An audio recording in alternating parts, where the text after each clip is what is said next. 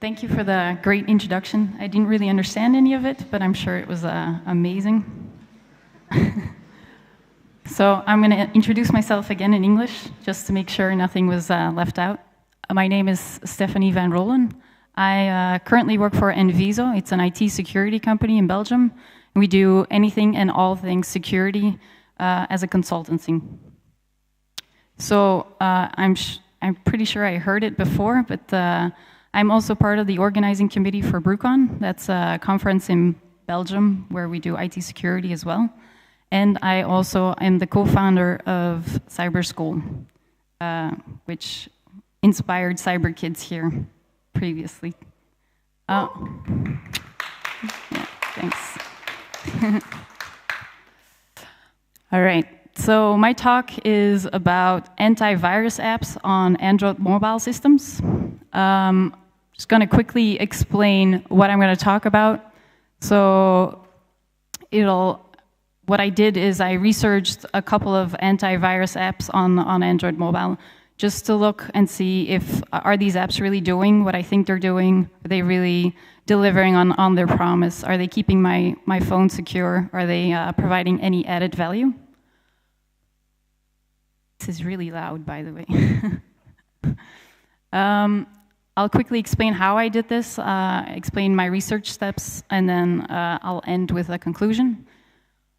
So let's go. All right, so how did I get the idea for this talk? Last year I gave a talk at InfoSecurity Belgium, and it was on the dangers of a rooted phone and bring your own devices in a company. So why is it dangerous to have a rooted phone that has access to company data? And how can you defend against it and such? The outcome was you should probably install a mobile device management system. But at the end of the talk, I had this person come up to me, and she was like, I've been looking into antivirus apps on mobile. Which one would you recommend? And I just kind of looked at her, and I was like, I don't know. I mean, I could give you the top 5 providers that probably give you an app, but I can't really tell you if they're any good, if they're actually doing what they're supposed to be doing, if they're doing hidden stuff. So then I got thinking, why don't I know this? I mean, I'm an IT security specialist. I should be able to answer such a simple question. So then I decided to research this a little bit to be able to provide a good answer, a well-grounded answer, an answer that's based on, data and not just stuff I read on the internet. So what I did was I did a little bit of market research, and I came up with the top 5 apps on Android that do antivirus. So we have Kaspersky that does it. We have Avast, Norton. Then we have something that Android itself provides. It's a mobile security. It's called CleanMaster. And finally, we have Sophos. Those are the top 5 apps on the market at the time of my research. And then I was thinking, I should probably think of a couple of questions I want answered to be able to say, yes, this is good antivirus software. So it needs to, detect if there's malware on your phone. Then it needs to quarantine or remove this malware from your phone. It shouldn't do anything hidden. So the app should do as it says and not, gather a whole bunch of data and send it secretly back to their main offices. And finally, does the app provide any added value? So I started my research. And for this, I had to set up my research environment. So what I did is I had a laptop, I set up a Kali VM. In this case, it was the Kali 2018 64-bit version. I had a rooted Nexus 5 with Android 6.0.1 on it. It's a clean install, it's a clean phone, so I reinstalled it, there was no data on it, and then I rooted it. I also use the Pineapple Nano, Wireshark, and Burp Suite to intercept traffic. So there's a couple of assumptions you should probably have in mind once I'm going through my steps. So once you definitely need a rooted phone if you're doing this kind of research. If you have a rooted phone, you can just have access to all the data and all the file paths and the file system beneath it, which gives you a better access and a better view of what's happening. The second thing, and probably really important if you don't know this already, use non-isolated network. So if you're communicating over Wi-Fi between your laptop and your mobile device, it has to be on a non-isolated network, because otherwise the devices cannot talk to each other. I remember a couple of years ago, I didn't really know this, and it took me forever to figure this out. So I'm just giving it to you right now. Don't lose time on this. And finally, have your Burp Suite certificate installed on your phone, because otherwise it's not going to work. All right, so what steps did I take?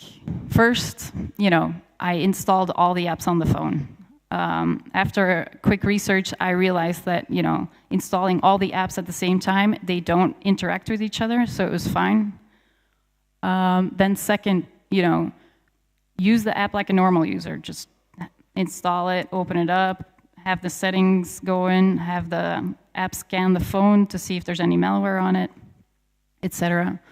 Then the next step is, pull all the files from the phone and pull the official app, because the first step is installing all the apps from the Google Play Store, so you have the official apps. Then the next step is, taking a look at the logs. For me, I always start by looking at the logs, because it's a good way to get hints and tips on where to look and where to go and what classes to look for. Then I will, do network traffic analysis. This is both web traffic and, general internet traffic using Wireshark. Then just take a look at the app itself. Decompile it, unzip it, take a look at it, and then once you've done all that, then we install malware on the phone. See if the app detects it. Right? Are these apps actually doing what they're saying they're doing? Then repeat steps 2 through 5. And finally, compare data and make a conclusion. So, step 1 is installing all the apps. So right away, I ran into a little bit of a hiccup. I started installing the apps, and the Sophos app, asked me for super user rights right away. So that just, had that red flag raised for me, and I was like, wait. I'm supposed to be looking for an app that I recommend, and this one's already asking for super admin rights. Forget it.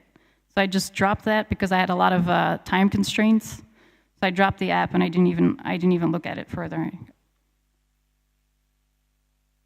Step 2 is using it like a normal user.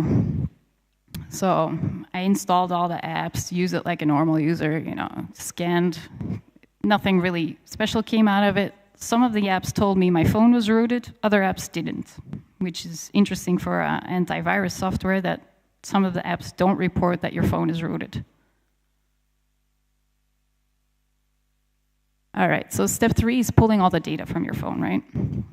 It's clean data, there's no malware installed, it's a clean phone, so just regular usage. So I pull the app from the phone, but I'll also pull all the data files, all the databases, anything related to the app, I'll pull it onto my computer to check it out. The first thing that really hit me was these apps are really big. I mean, a regular Android app is usually around 15 megs. These are way bigger, If you look at Kaspersky, it's the biggest one out there. It's more than 45 MBs, so really big. Begs the question, why are these apps so big? They're just scanning your phone, right? Or they're supposed to. So that got me really thinking, what's going on here? Then step 4 is taking a look at the logs. There's a whole bunch of logs when you start running your app on an Android phone, and I mean, it keeps going, it doesn't stop. And you just going through all the logs, it's tedious work, but it gives you interesting stuff. I took a little screenshot from a little part. And beneath it, I don't know if you can see it, but it says, hey, store something in this directory. So then you go and look at the directory. In this case, it was just, a cached image, so it's nothing really juicy. But it gives you an indication of how I went about it, just looking at different class names to look at different storage places, what are the apps doing? Step 5, network analysis, great. So I was thinking, all right, so these mobile app builders, they're doing a really good job. They're pretty advanced. So I installed Pineapple Nano to capture all the traffic I was doing with my phone. And then I took a look at it with Wireshark, which gives you, a whole bunch of domains to look at. If you really want, you can go in and dive in further and look at the domains. Are they secure? Are they safe? Whatever. But a couple of weird things came up. For example, one of the apps asked for my current IP address, which begs the question, why does the antivirus really need my IP address? Like, if you really think about it, does it matter if I'm at this IP or that IP? Are they going to do something different with it? Maybe, I can imagine they can use it for actors or lists that they have to see if, if I'm an evil device or something, I don't know. That I thought was I wasn't really sure about that. Another one is asking my Wi-Fi data. So they're asking, hey, what Wi-Fi is being used, what's the name, what kind of encryption, stuff like that. Why does an antivirus app need to know that? Why is it being sent over? Why are they collecting this data? I don't know. But to be honest, Wireshark didn't really pan out. I was hoping, to see a lot more. A lot of the data that was being sent that looked interesting was encrypted, so I didn't get to see what they sent. Step 6 is gathering all the data files, looking at the app. So I did. I looked at, all the apps. I decompiled all the apps. I started to look at all the interesting classes, except for, in this case, every single interesting class that I could find was obfuscated. So, from a research perspective, this kind of really sucks. For a developer's perspective, this is great. These companies are using the right techniques, and they're really, paying attention to making their code secure, which is great. But from a research standpoint, this kind of blows. Another interesting part here is if you decompile the apps, you get a look at all the permissions that these apps are requesting, and they're not, you don't see them because they don't come up when you install them, but there's like a whole bunch of permissions. I think one of them had like 96 permissions. That's a lot. I mean, if you look at a regular app, they'll have like 10, 15 permissions maybe. These had 96, and they're asking for anything and everything. This is also kind of weird, right? I mean, why do they need all these permissions? So I took a couple of permissions to look at and to talk about because, 96 is a lot, and we would be here until tomorrow. So the first thing is they ask for get tasks. What I did is I looked up on the Android developer side exactly what these permissions are allowed to do. So on the get tasks, you have, they're asking the application that, hey, give me all the running tasks. And give me any and all information on these running tasks. This is pretty normal for an antivirus, I think. It's an iffy permission, but I think for an antivirus, okay, I can understand this. The next one is a little bit funkier. They're asking me permission to call. Why? Are they going to call up my mom and say, hey, your daughter has a virus on her friggin' phone? No, it's not going to happen, right? So why do they need permission to make a call? Still don't know. Research the app, still don't know. Then request install packages. This is a really interesting permission. A lot of malwares use this permission. What this permission does is it allows you, or allows the app, to install extra packages on the phone and run them. Why? Why isn't it included in the original big-ass install that we're already pulling from Google? Why do they need this permission? Another one with write settings. They're going to change the settings on my phone. They have this permission. They're requesting it. What are they going to do on my phone? What kind of permissions are they changing? Also, did not find out this reason, but it's in there. Another interesting one is authenticate accounts. What this does is it allows you to create new accounts, but also to change the passwords of existing accounts. Are you getting scared yet? Antivirus apps changing passwords of accounts on your phone? What? I don't want this. I don't want this on the phone. And then, the last one I have on here is mount format file systems. So what this does, this permission allows you to completely format the SD card on your phone. Not read it, not write to it, just completely format the shit out of it. So this antivirus app on your phone can go, you don't have anything important on your phone, I'm just gonna format the shit out of it. Bye, no more data. I don't know why they would need this. It just seems excessive. All right, so now we get to the interesting part. Let's install some malware. So what I did is I decided to be a little bit thorough and install 2 different malwares. So the first one is BeNews. It's a well-known malware. It creates a backdoor, and it uses a local privilege escalation exploit. Nothing special. All the apps noticed this, immediately reported it, quarantined it. The next one, Red Drop, I kind of used for nostalgic reasons. So in my previous talk, the one about bring your own devices, I created my own little malware just to show the dangers of a rebooted phone and what type of data I would have access to. And a week before I gave this talk, the report on this malware came out. It pretty much does exactly the same thing I was going to do, but then 10 times better. And it's out in the wild, right? So I thought it was really interesting. So I scoured the internet for an awesome little Red Drop malware version. I swear I didn't install it here.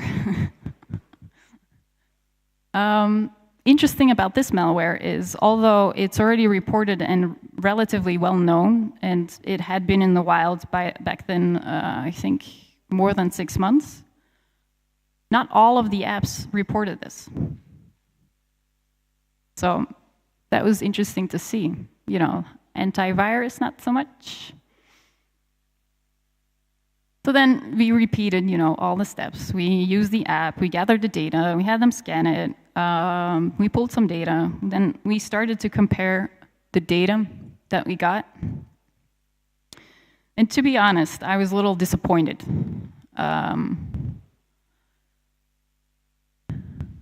If somebody asked me this question, I still cannot answer it. So I did all this research and to put a lot of time into figuring out which antivirus app I would recommend.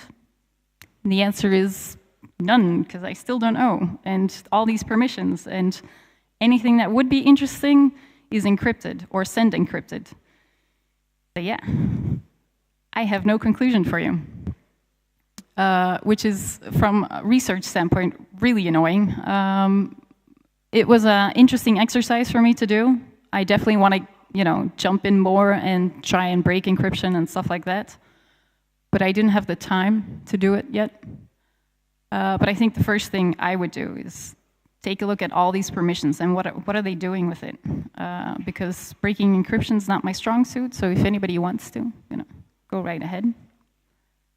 But yeah, I didn't have enough info, so there we go. Is there any questions? Yep, I'm ready.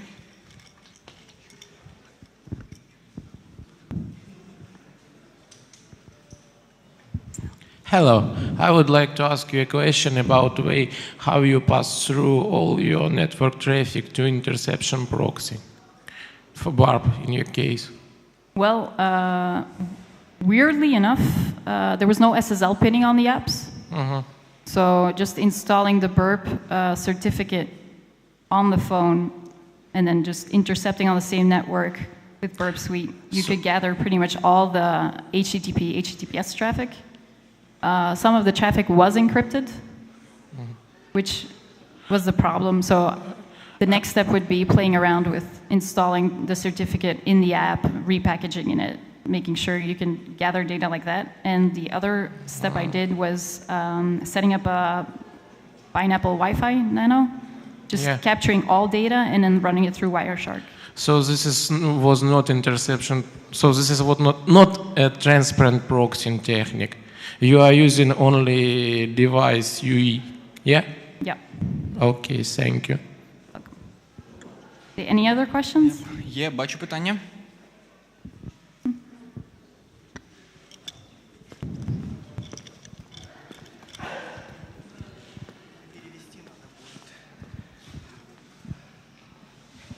Настя, we need a translation, please. We need a translation. Oh, okay, sure. Скажите, пожалуйста, я правильно понимаю, что вы в таком случае не доверяете антивирусам? На своих компьютерах, там, мобильных или стационарных, не применяете антивирус? И как это соотносится с требованиями стандартов по безопасности? Okay, so do I understand correctly that you don't trust antivirus software, you don't use antivirus software on your mobile phones and on your desktops? And what do you think about it, like not trusting, not using antivirus in terms of cybersecurity typical standards and, you know, best practices? Okay. So no, I don't use antivirus on my mobile. Yes, I use it on my laptop and my desktop.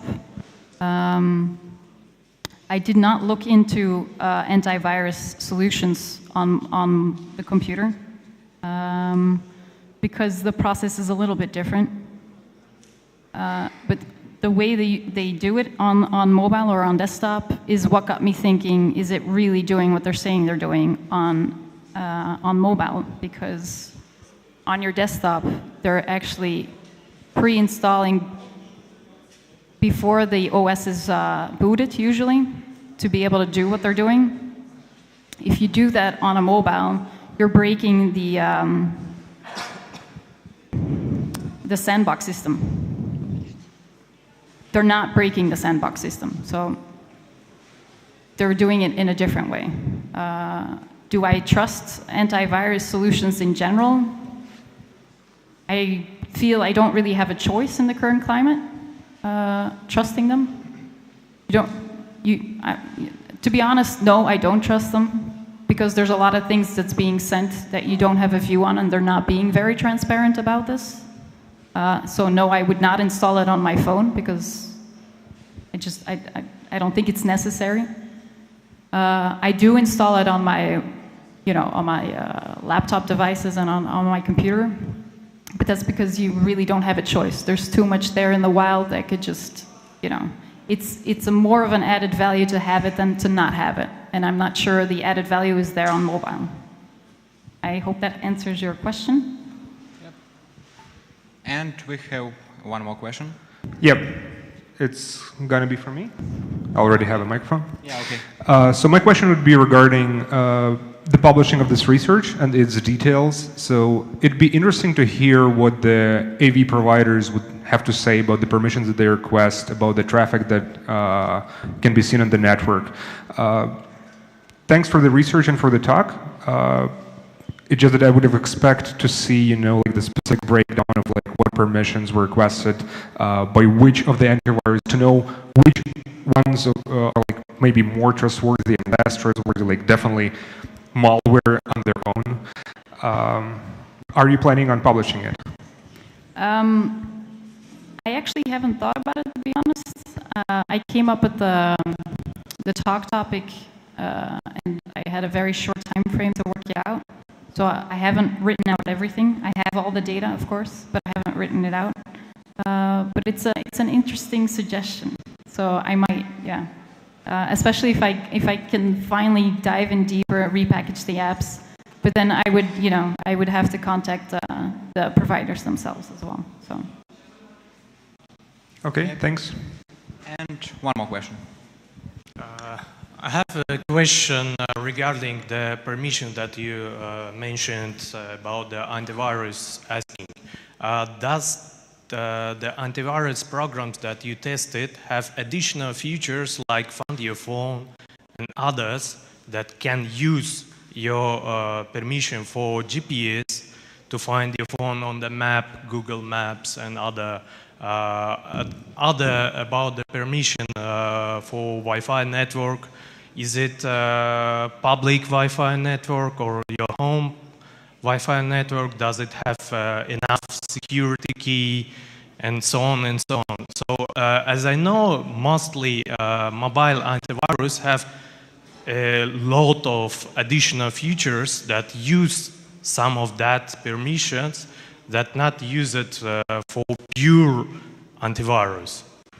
So my question is, does the antivirus that you tested have those additional features? Some of them do. If you activate them, they're pay by if you pay for it, then they have added functionality. And I understand what you're saying, but not all of the permissions explain that.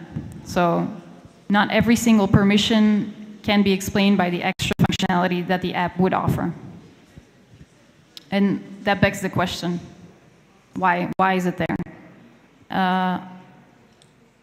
So yeah. Hi, thank you for your talk. My question is on the first steps. You were analyzing the traffic, and you were alerted by the fact that antivirus system is trying to analyze a network connection. What potential problems you see in this fact? I don't really understand. Sorry, could you repeat the question? My question is, what problems do you see in antivirus programs in the fact that they are trying to analyze a network connection? I'm not sure I understand your question, sorry. Может, не помогут перевести. Какие проблемы вы видите в факте того, что антивирусные программы пытаются анализировать трафик, исходящий из вашего телефона? So what problem do you think, like do you see that antivirus software is actually intercepting and analyzing all outgoing traffic from your phone? How do you think, what do you think about that? I don't think they're actually doing that. He is a... Not the traffic, but the connection itself? Okay, so let's put it this way. Do mobile antiviruses analyze outgoing connections from your phone? I'm not sure, to be honest, if they look at all outgoing connections. To be honest, I don't think they're doing that. Because looking at what they're capturing, I don't really have a view of what they're capturing. I only have a view of what they would be sending back, and that's encrypted. So it's very hard for me to say yes or no. I don't have a view on that.